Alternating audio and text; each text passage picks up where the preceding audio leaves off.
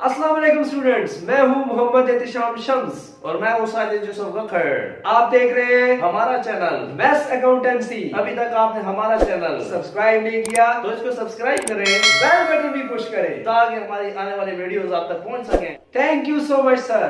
आज का हमारा टॉपिक है इकोनॉमिक्स के डेरिवेटिव्स के इकोनॉमिक्स में डेरिवेटिव्स कैसे कैलकुलेट किए जाते हैं और वो आपको सिखाएंगे sir Sajid Yusuf. So now board it's over to you sir Sajid. Thank you, Sir Atisham.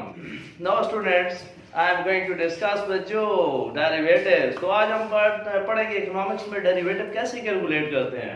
तो डेरिवेटिव्स कैलकुलेट करने से पहले मैं आपको बताऊंगा कि कॉस्ट कितनी किस्म की होती है। आपकी जो टोटल कॉस्ट होती है वो कितने हिस्सों में डिवाइड होती है। तो total cost is equal to fix cost plus variable cost. आपकी जो टोटल कॉस्ट होती है स्टूडेंट्स, उसके अंदर दो तरह की कॉस्ट होती है। एक होती है फिक्स कॉस्ट जो इन टोटल चेंज नहीं होती, जो रिमेन फिक्स रहती है, और दूसरी कॉस्ट आपकी वेरिएबल होती है कि जो टोटल के अंदर जिसकी चेंज होती है, जो वो वेरी करती है। तो ये दोनों कॉस्टों को जब हम प्लस करते हैं तो इक्वल टू बन जाते हैं ये टोटल कॉस्ट के। तो स्टूडेंट्स, अभी मैंने आपको बताया कि total cost is equal to fix cost plus variable cost. तो अभी मैं आपको क्वेश्चन के अंदर से बताता हूं कि इसके अंदर फिक्स कॉस्ट क्या है। तो देखेंगे 5000 है, 5000 यहाँ पर कांस्टेंट है, इसके साथ कोई वेरिएबल नहीं है, ये रिमेन फिक्स है। तो इसको हम कहेंगे जी ये हमारी फिक्स कॉस्ट है। तो बाकी जो हमारे पास फंक्शन है, बाकी जो एरिया है क्वेश्चन का, उसके अंदर यहाँ पर क्यू है, यहाँ पर क्यू स्क्वायर है, इसके अंदर क्यू क्यूब है। तो इट्स मीन दैट जो रिमेनिंग कॉस्ट है जिसके साथ वेरिएबल आ गया है, तो इसको हम कहेंगे वेरिएबल कॉस्ट। तो ये आपकी दोनों कॉस्ट मिलकर इक्वल टू हो जाती हैं टोटल कॉस्ट। तो क्वेश्चन का पहला ऐसा जिसके अंदर इसने डिस्कस किया है कि हाउ टू कैलकुलेट एसी यानी एवरेज कॉस्ट। तो एवरेज कॉस्ट कैसे कैलकुलेट होती है। एवरेज कॉस्ट के लिए हम इस टोटल कॉस्ट जो आपके पास दी गई है इसको डिवाइड करेंगे हम क्यू के साथ। तो यहां पर मैं लिखता हूं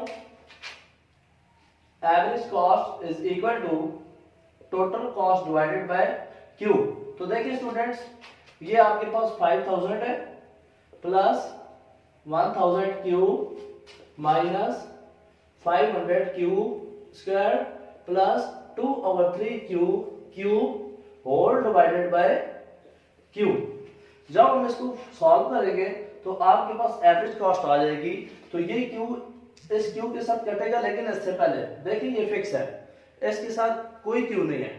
तो ये जो क्यू है जो डिवाइड हो रहा है ये ऊपर जाकर माइनस में कन्वर्ट हो जाएगा। तो आपकी ये 5000 क्यू की पावर -1 हो जाएगी।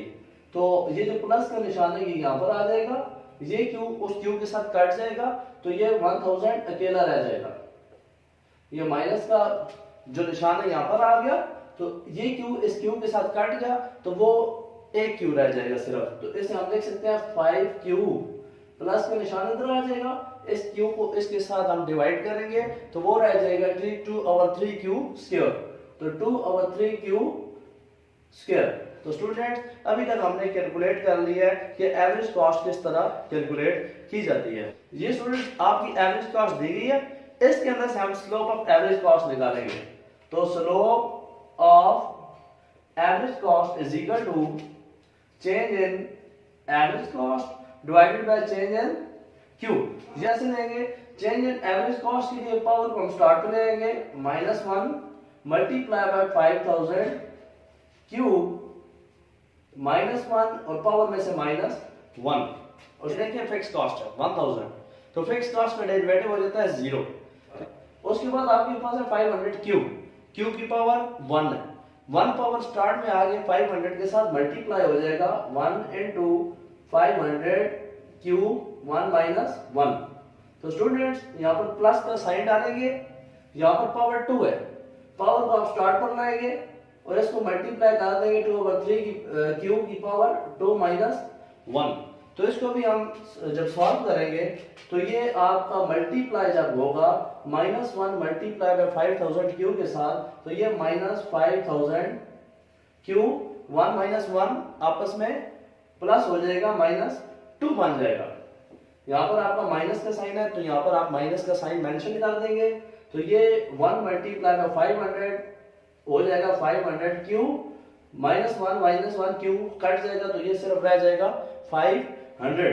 तो यहाँ पर आप प्लस का निशान डाल देंगे तो ये 2 multiply by 2 is equal to 4। तो ये आपको हो जाएगा 4/3 क्यू, 2 में से 1 गया तो ये रहेगा क्यू। इट्स मीन दैट कि आपकी स्लोप ऑफ एवरेज कॉस्ट कैसे निकली कि एवरेज कॉस्ट का हमने एक डेरिवेटिव ले लिया। तो स्टूडेंट्स एवरेज कॉस्ट की स्लोप के बाद अब हम चलते हैं कि स्लोप ऑफ मार्जिनल कॉस्ट।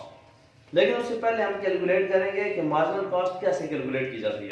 जैसा कि अभी मैंने आपको बताया कि स्लोप ऑफ एवरेज कॉस्ट आपकी एवरेज कॉस्ट का डेरिवेटिव है। इसी तरह सेम जब हम टोटल कॉस्ट का एक डेरिवेटिव ले लेते हैं तो उसे कहते हैं मार्जिनल कॉस्ट। तो मार्जिनल कॉस्ट जब भी आपको एग्जाम्पल पूछे कि what is MC, MC is equal to delta TC divided by delta Q. Delta जाहिर करता है चेंज को, वैल्यू को, कि आपकी जो टोटल कॉस्ट है वो वेरी कर रही है, उसके अंदर जो चेंज आ रही है। स्टूडेंट्स अब इस प्रॉब्लम को सॉल्व करते हैं। तो आपकी एमसी अगर हम इसको करें तो 5000 फिक्स कॉस्ट है, तो फिक्स कॉस्ट का डेरिवेटिव 0। तो आपका 1000 क्यू, क्यू की पावर 1 है। स्टार्ट में हम ऐसे कर लेंगे 1 को 1000 के साथ मल्टीप्लाई करेंगे, क्यू 1 - 1 पावर में से माइनस कर देंगे।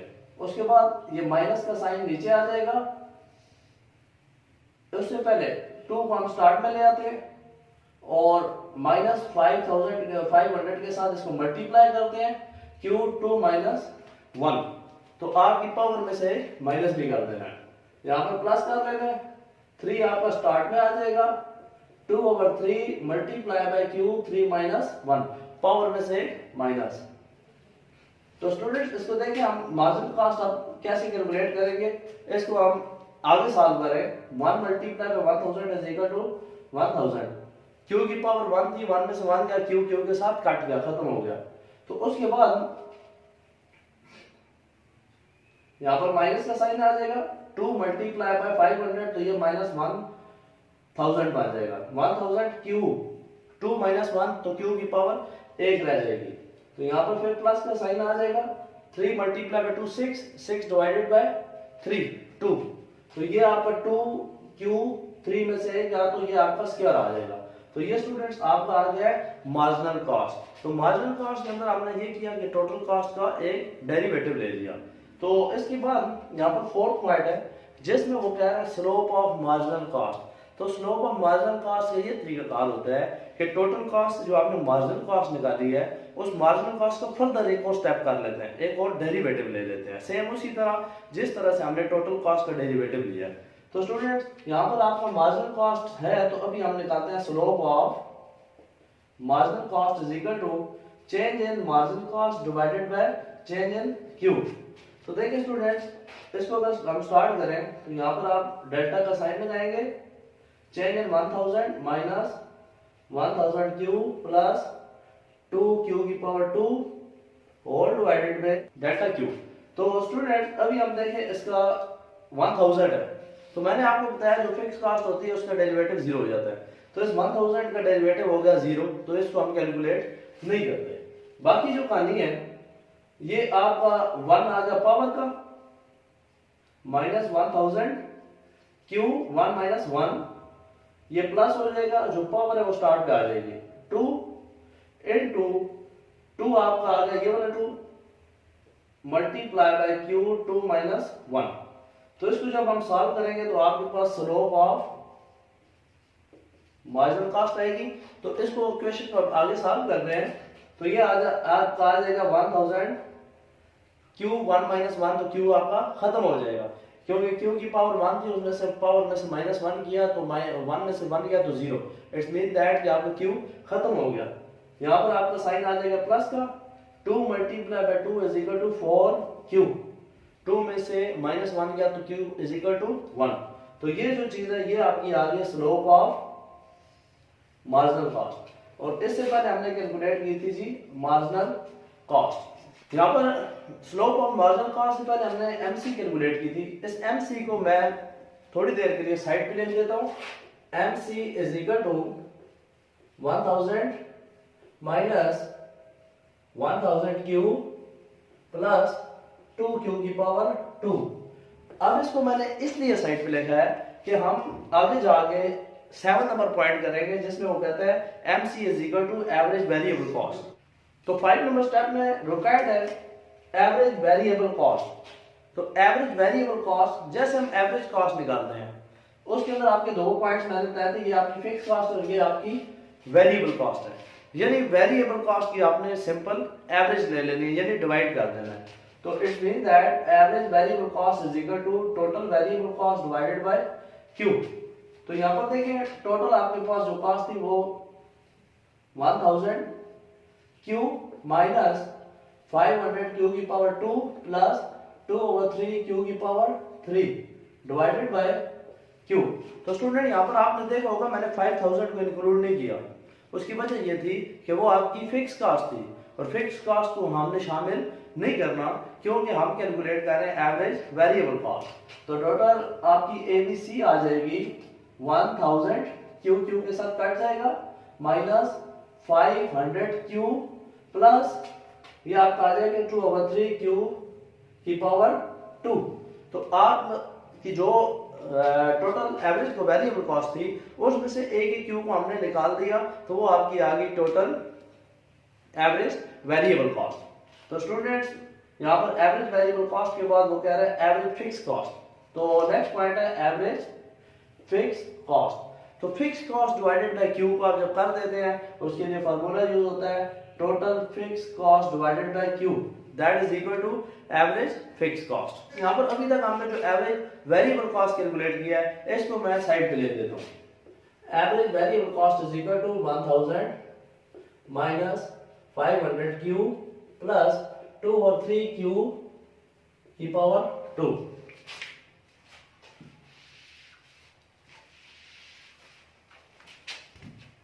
स्टूडेंट्स अभी तक हम average cost, marginal cost, slope of average cost, slope of marginal cost, average variable cost और एवरेज फिक्स कॉस्ट के बारे में जान चुके हैं। तो स्टूडेंट 7 नंबर पॉइंट है MC is equal to average variable cost. तो आपने क्या किया, आपके पास MC is equal to average variable cost, तो हमने MC लिख ली थी साइड पे और एवरेज वेरिएबल कॉस्ट साइड पे लिख ली थी।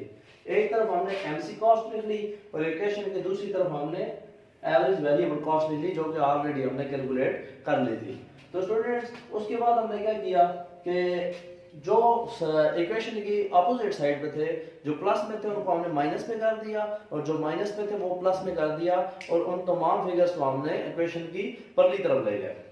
तो उसके बाद स्टूडेंट्स हमने उनको एक जैसे 1000 था तो इस 1000 को इसके साथ हमने रख दिया और ये q की पावर 1 थी तो दोनों पावर 1 वाले हमने इकट्ठे कर दिए, जो पावर 2 वाले थे उनको हमने इकट्ठा लिख दिया। तो उसके बाद 1000 प्लस में था और ये 1000 माइनस में था, इसको हमने आपस में क्रॉस कर दिया, खत्म कर दिया, तो ये हो गया 0। ये 1000 माइनस में था और ये 500 में था और ये माइनस 500 क्यू बन गया। तो स्टूडेंट्स ये 2 क्यू का स्क्वायर 2, तो ये था माइनस 2/3 क्यू का स्क्वायर।